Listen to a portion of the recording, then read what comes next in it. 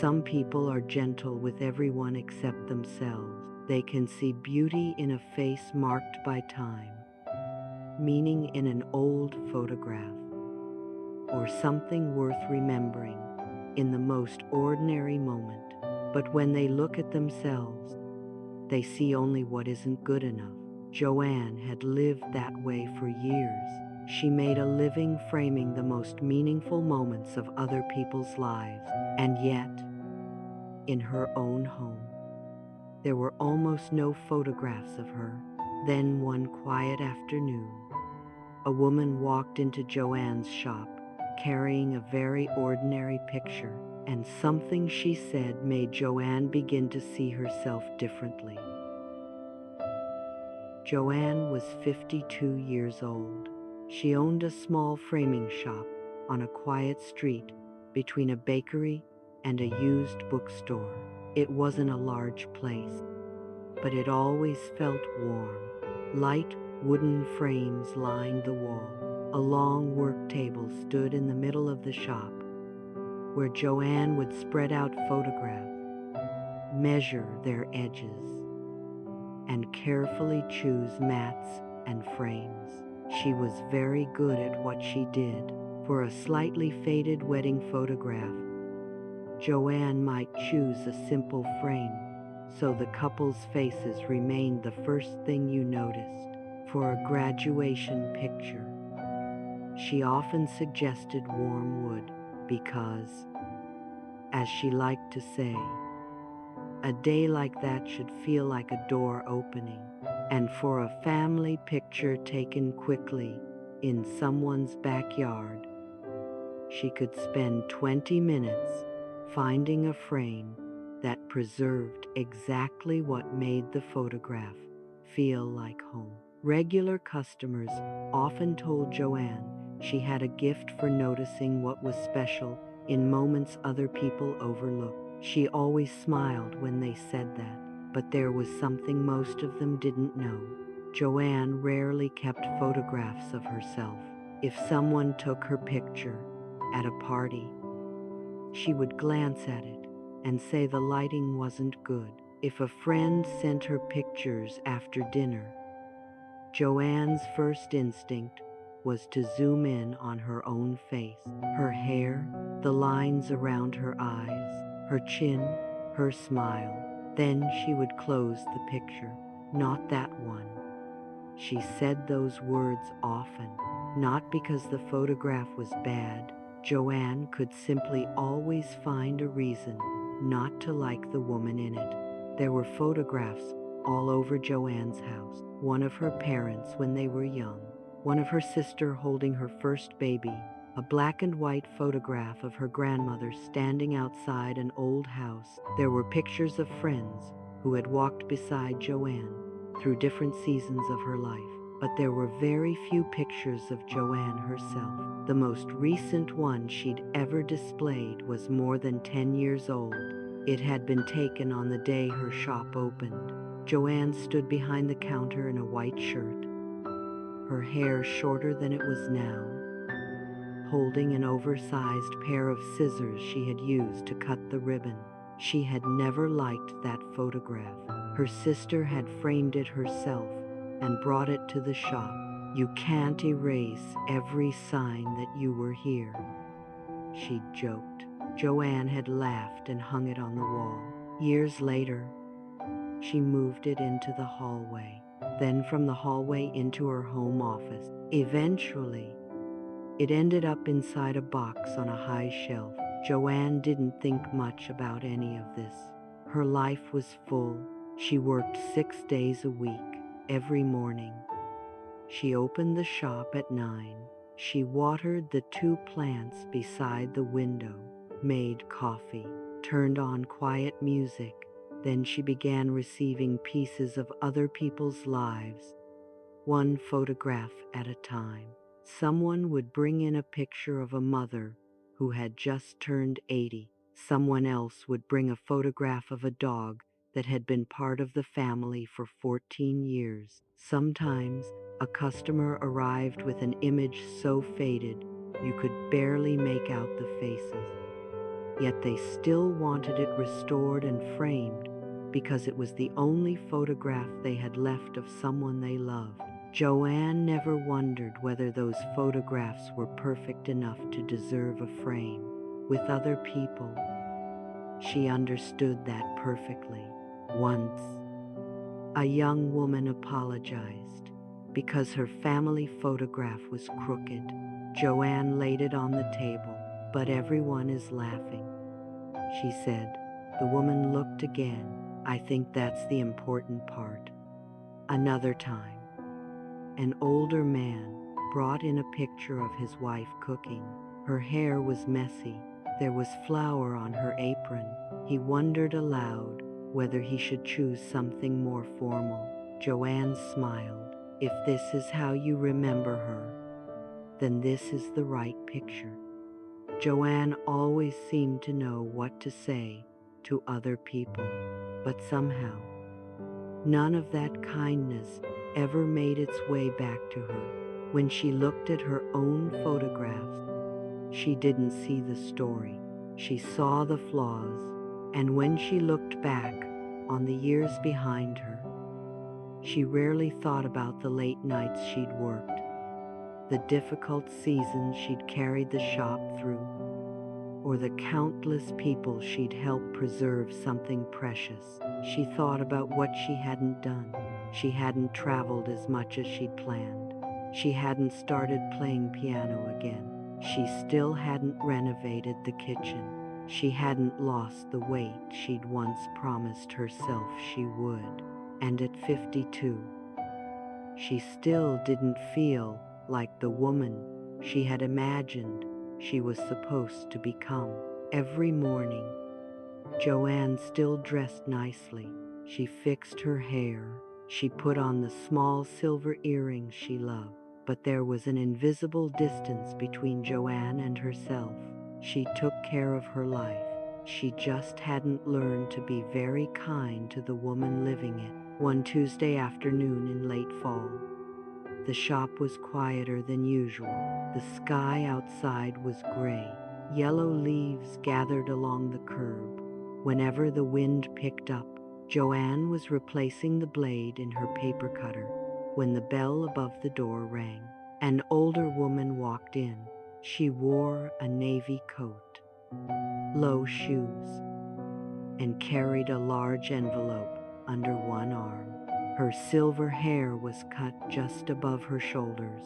Do you frame photographs that are a little unusual? She asked. Joanne smiled. I think I've framed just about everything. The woman placed the envelope on the counter. Inside was a medium-sized photograph. It showed the woman herself sitting beside a window. She was wearing an old sweater. A cup of tea rested on the table. Morning light fell across one side of her face. She was laughing, though she wasn't looking at the camera. There was no beautiful landscape behind her, no birthday, no wedding, no one standing beside her. Just an older woman sitting by a window on an ordinary morning. Joanne studied the picture. This is the one you'd like framed. Yes. Joanne laid several samples on the counter. The woman chose a simple honey-colored wood. Joanne wrote down the measurements. Then, almost automatically, she asked, was this taken for a special occasion? No. The woman smiled. My daughter took it one morning while I was having tea. Joanne nodded. The woman looked at the photograph for another moment.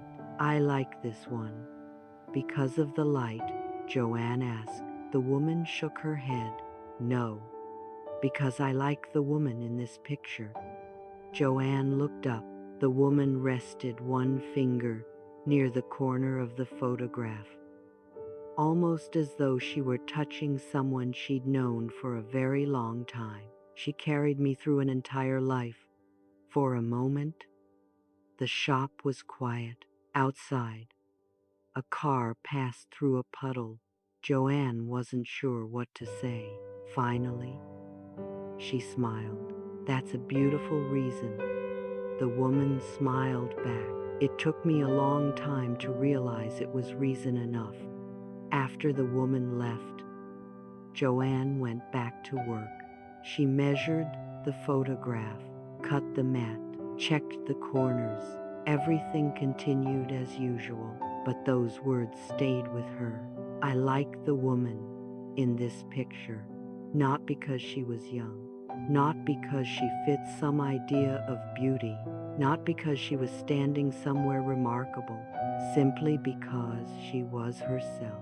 At first, Joanne thought maybe she was giving the comment more meaning than it deserved, but at the end of the day, when she turned off the lights in the front of the shop, she was still thinking about it. She carried her cold coffee into the workroom. Several old storage boxes sat on a high shelf. While looking for a roll of paper tape, Joanne pulled down a gray box. The lid slipped. A stack of photographs scattered across the floor. Joanne sighed and crouched down to gather them. The first photograph showed her around 30 years old, standing outside a small apartment with 2 suitcases. The next was from the week she'd painted the shop before opening it. There was white paint on her cheek. Then she found a picture taken at dinner with friends. Joanne was laughing so hard her eyes were almost closed. She remembered that photograph. She had hated it. Her face looked too round. Her hair was messy. Her mouth was open too wide. But this time, she held the picture a little longer, and she remembered the evening, the tiny restaurant, the soup that had been far too salty, the friend sitting across from her who had told a story that made everyone at the table laugh until their stomachs hurt. Things Joanne had once failed to see in the photograph suddenly came back to her. She placed it beside her instead of returning it to the box. Then she kept looking. A photograph at the airport after the first trip she'd ever taken alone. One from the day she cut her hair short after wearing it long for years. Another of Joanne asleep in a chair during the shop's opening week, and order book still in her hand. Then one from the hardest winter the business had ever faced. Joanne stood outside the shop, wrapped in a thick scarf, holding a handwritten sign, still open. She looked at the woman in those photographs. For years, Joanne's first question had always been whether that woman looked good. That evening, for the first time, she asked something different. What had this woman lived through? Joanne sat on the floor for a long time. There was no dramatic realization, no promise that tomorrow she would become someone completely different. There was only a strange kind of quiet. It felt almost as though Joanne were meeting someone she'd lived with her entire life but had never really taken the time to know. She picked up the photograph from opening day. She had been 39 then. The shop barely had any regular customers. Her savings were almost gone. She had been terrified that she would fail. But that morning, she had opened the door anyway. She looked at the airport photograph. She remembered nearly canceling the trip because she was afraid to travel alone. She had gone anyway. Then she looked at the winter picture. Business had been so slow that year that Joanne had once sat in her car outside the shop, calculating how many more months she could afford to stay open. But spring had come. Customers returned, and Joanne was still there. The photographs no longer felt like tests she had failed. They began to feel like small pieces of evidence that she had lived, that she had tried, that she had made it through days when she hadn't known whether she could. And suddenly, Joanne felt sad about something very simple. She had spent so many years looking at this woman with such a critical eye, and that woman had never left her, not for a single day. Near the bottom of the stack, Joanne found a photograph she didn't remember printing. Maybe a friend had taken it and given it to her years ago. She was standing behind the counter at the shop. There were no customers, no celebration, nothing special happening. Joanne wore a gray sweater, her hair loosely tied back, one hand holding a wooden frame. Someone outside the picture must have said something funny because Joanne was turning toward them and laughing. It was completely natural. She wasn't posing.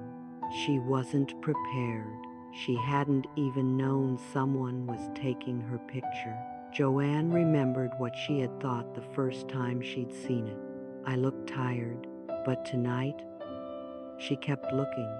She saw the woman who had built a small business from nothing, the woman who knew most of her regular customers by name, the woman who had once delivered a frame to an elderly customer's home because he couldn't come pick it up himself, the woman who had stood behind that counter through good days, slow seasons, and countless moments of doubt. Joanne didn't suddenly think she looked perfect. She could still see the tiredness around her eyes. Her hair was still untidy.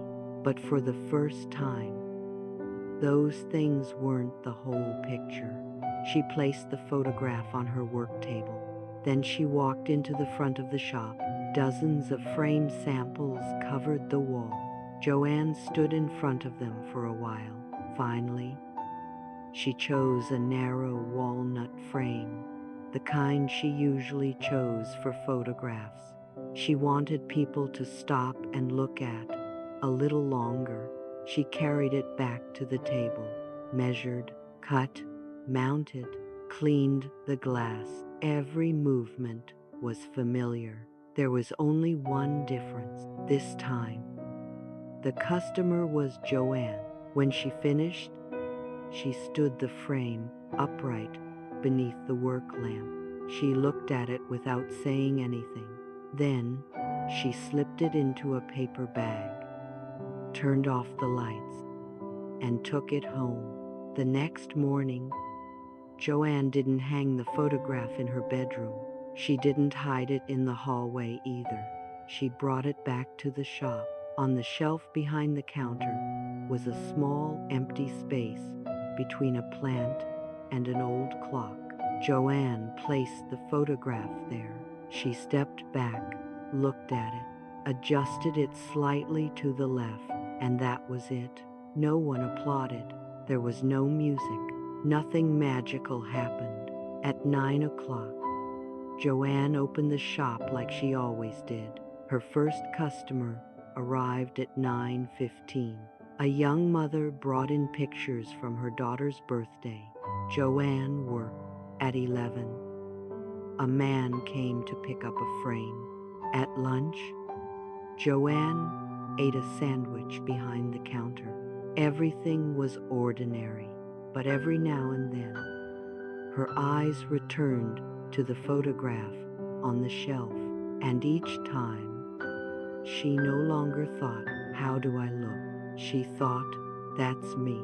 It was a very small feeling, but somehow, it made the whole day feel different. A few days later, the older woman returned to collect her frame. Joanne placed the photograph on the counter. The honey-colored wood made the morning light in the picture feel even warmer. The woman looked at it for a long moment. "That's it," she said softly.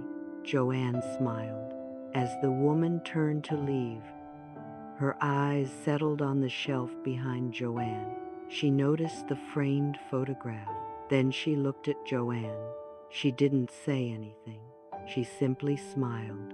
Joanne smiled back. There was nothing to explain. Joanne didn't suddenly become someone who felt confident every minute of every day. There were still mornings when she didn't like her hair. There were still photographs she wanted to delete. There were still days when she looked in the mirror and noticed time passing more clearly than she wanted to. But something had changed. Joanne began to understand that feeling good about herself wasn't a reward she had to earn by fixing everything she disliked. It didn't have to wait for some perfect day. It didn't have to wait until she was younger, thinner, more successful, or finally living according to some plan she'd made years ago. It could begin much more quietly, by no longer saying things to herself that she would never say to someone she loved, by looking at a photograph and remembering the story before searching for the flaws, by realizing that the woman who had carried her through all those years deserved some kindness too. Joanne continued framing other people's photographs every day. But now she began noticing something she had somehow missed before. People rarely brought photographs into her shop because the person in them looked perfect. They brought them because that person mattered. A mother didn't need to look perfect for her child to want her photograph. A father didn't need the best angle for his family to put his picture on the wall. A friend didn't need a perfect smile for a moment together to become precious. Love had never demanded perfection from other people the way Joanne had demanded it from herself. Maybe that was what she had forgotten. Months later, Joanne's photograph was still sitting on the shelf behind the counter. Sometimes a regular customer noticed it. "That's a nice picture of you." Joanne would smile. "Thank you."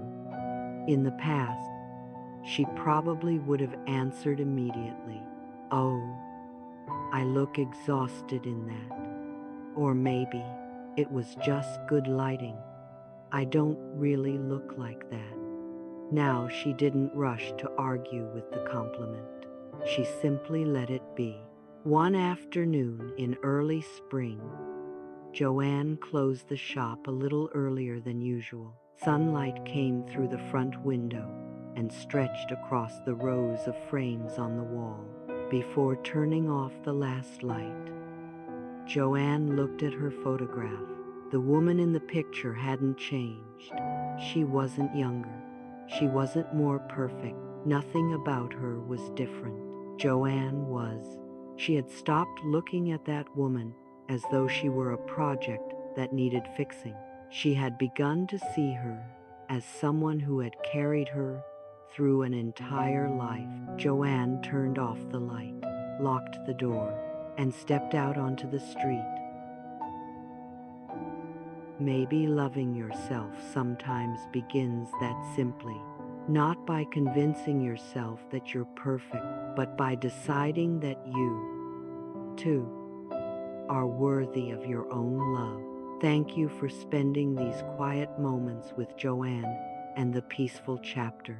If her story helped you look at yourself with a little more kindness today, carry that feeling with you.